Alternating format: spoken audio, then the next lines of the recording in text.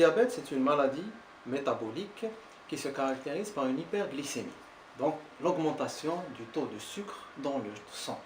Généralement, on entend les patients qui disent etc. C'est juste. Maintenant, pourquoi le glucose va s'élever dans notre sang?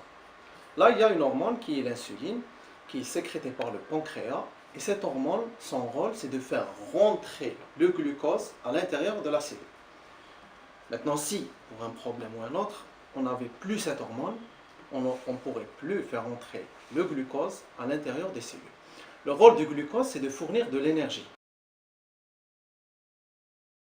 Le diabète de type 1, ça touche généralement le sujet jeune. Il est diagnostiqué rapidement. Pourquoi? Parce que complique rapidement. On aura une augmentation rapide de la glycémie. C'est quoi? C'est une destruction des cellules du pancréas. On a dit que le pancréas avait comme rôle de sécréter de l'insuline. Là, c'est le corps qui va se mettre à attaquer ses propres cellules pancréatiques. Et là, on n'a plus d'insuline. Le sujet se retrouve sans insuline, d'où l'hyperglycémie. Et là, il faut traiter en instaurant, en mettant en place un traitement en base d'insuline. Le type 2, c'est une insulinorésistance et une insulinopénique. Insulinorésistance, c'est-à-dire que le pancréas, il est là, il fonctionne, il sécrète de l'insuline, mais les cellules ne peuvent pas utiliser cette insuline. S'ils ne peuvent pas utiliser l'insuline, ils ne peuvent pas faire rentrer le glucose, et si on ne fait pas rentrer le glucose, on aura une hyperglycémie. Là, il touche plutôt le sujet qui est âgé. On parle de 40 ans, généralement. Il est plus insidieux, c'est ça le danger, c'est qu'il se manifeste tout doucement au cours du temps. Et une fois qu'il est là, donc on commence à avoir les signes du diabète en général qui sont la polyurie, c'est-à-dire on urine beaucoup, la polydipsie, on a soif, on a besoin de boire de l'eau, et la polyphagie. Donc là, on pourra commencer par un traitement avec des antidiabétiques oraux, on ne passe pas directement à l'insuline. Il y a aussi, bien sûr, ce qui est important, une hygiène alimentaire et une hygiène physique avec, on recommande de l'activité physique à ces patients. Ce qu'il faut savoir, c'est qu'une petite perte de poids permet justement de lutter contre les effets délétères de cette hyperglycémie. L'alimentation a un rôle central chez le diabétique. Grâce à une alimentation variée et équilibrée, le diabétique pourra limiter les effets des hyperglycémies, les complications, etc. Donc, je conseillerais aux diabétiques la même chose que n'importe quelle personne, d'avoir une alimentation équilibrée. Si possible, 3 repas et 1 à 2 collations. D'accord. Donc, ces 3 repas, il faut pour chaque repas avoir une répartition en glucides, en protéines et en lipides bien claire. C'est comme toute personne, on a 50% de glucides, 15% de protéines et 35% de lipides. Maintenant, comment prendre ces repas? Donc, il faut éviter de sauter le repas. Déjà, la première des choses, quand on est diabétique, c'est pas parce qu'on a une glycémie élevée, on va dire, tiens, on va sauter un repas et ça va aller mieux. Non, donc, il ne faut pas faire. Il faut boire beaucoup d'eau. On doit boire au minimum 1 litre d'eau par jour.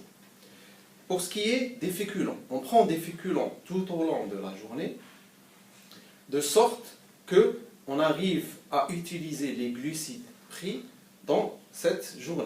Donc, pour ce qui est des lipides, les lipides et les graisses ne sont pas déconseillés. On peut prendre des lipides et des graisses, mais avec précaution. Il faut prendre les viandes pauvres en graisse, prendre les viandes blanches, les poissons, on doit prendre au moins 1 à 2 fois poisson par semaine, et éviter tout excès. Prendre l'avis d'un nutritionniste ou d'un diététicien avec l'accord de son diabétologue. Alors, le diabète représente une complication la plus fréquente. Parmi les autres complications qu'on peut voir au cours du diabète sucré, surtout les complications oculaires, les complications rénales et les complications vasculaires. Alors, il faut savoir que le diabète sucré va en augmentant avec le temps. Dans quelques années, le chiffre du diabète va doubler ou tripler et on aura beaucoup de patients diabétiques à prendre en charge. Le diagnostic du diabète sucré, c'est un diagnostic qui est pratiquement facile. Alors il suffit d'avoir une glycémie à jeun qui est supérieure à 1,26 g pour dire que le patient est diabétique lorsque on utilise la glycémie à jeun, et supérieure à 2 grammes par litre lorsqu'on prend une glycémie à n'importe quel moment de la journée. Vu que le diabète est responsable des complications que j'ai déjà citées, sa prise en charge doit être très précoce. Alors le premier point, comme je l'ai déjà dit, c'est la réduction des sucres lents et surtout des sucres rapides. Des fois, le diabétologue, pratiquement, il va conseiller à son patient diabétique d'arrêter complètement les sucres rapides et avec une réduction plus ou moins modérée des sucres lents. Les autres paramètres diététiques, généralement, ils ne posent pas beaucoup de problèmes, que ce soit pour l'apport protéique et l'apport lipidique. C'est vrai que lorsque l'apport lipidique il est exagéré, ça peut favoriser la prise de poids et l'obésité, et cette prise de poids et l'obésité, ça peut aggraver encore plus le diabète sucré et les complications cardiovasculaires. Je l'ai dit aussi, sur le plan protéique, généralement ça ne pose aucun problème, sauf si c'est les patients, ils ont d'autres problèmes, surtout les complications rénales. Au niveau du rein, on aura une atteinte de type glomérulin. Le glomérulin, c'est le filtre. C'est le filtre par qui ça passe le sang. C'est là où se passe, c'est-à-dire la filtration, c'est-à-dire on va dire l'épuration des déchets, etc. Le filtre il va être malade. Il va laisser passer des protéines, des protéines qui vont passer, parce que les urines, une urine normale, normalement, ne fait les protéines. Donc, un diabétique, le glomérulin, quand il devient malade, il va laisser passer des protéines. Au début, c'est-à-dire il va laisser passer une petite quantité de protéines, d'accord? Et par la suite, c'est-à-dire la quantité va devenir importante et le rein, c'est-à-dire il y aura un retentissement à le fonctionnement du rein, et on aura ce qu'on appelle l'insuffisance rénale ou l'ajz al-kalawi. Il doit équilibrer la glycémie d'une manière, on va dire, rigoureuse. Secondo, il doit faire de l'activité physique.